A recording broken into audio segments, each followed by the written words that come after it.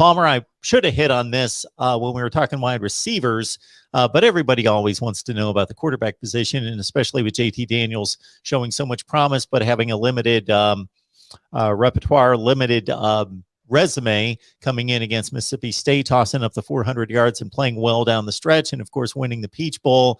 Just what JT's working on, what are some of the information coming out of camp concerning his development?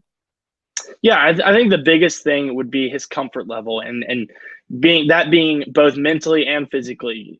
Last year he was coming off of an ACL injury of his own knee. A question mark was all season was how healthy was his knee, and if his knee had been healthy, would he have been starting earlier? My guess is that his knee was probably not healthy enough, and that I think that's a question that may not ever be answered. Kirby Smart's not going to give away that information. JT Daniels isn't going to give away that information.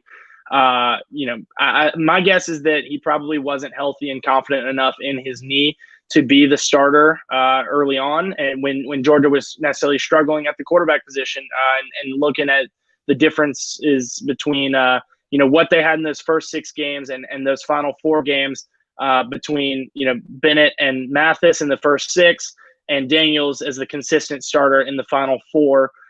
I think that physically that's where he feels a lot more comfortable, and then mentally, just having a second year in this system with offensive coordinator Todd Monken, I think everyone on that offense feels more comfortable because you've got a traditional offseason you've been through.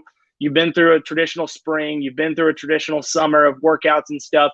You're getting to meet in person to do some of these install periods versus last year everything was on Zoom and everything was so weird, and it was just Georgia was fighting an uphill battle putting in that offense offensively the entire season because of the hurdles that they had to clear putting in an offense and doing that in the COVID era. Obviously there's still some restrictions and regulations, but being able to have that spring and being able to, be together this summer, be together this fall in a traditional setting, I think that's been huge for Daniels and the entire offense. I think, he may not have had his best day. He probably didn't throw for 401 yards yesterday in the scrimmage, but like we said earlier, he's working with he's short-staffed at wide receiver.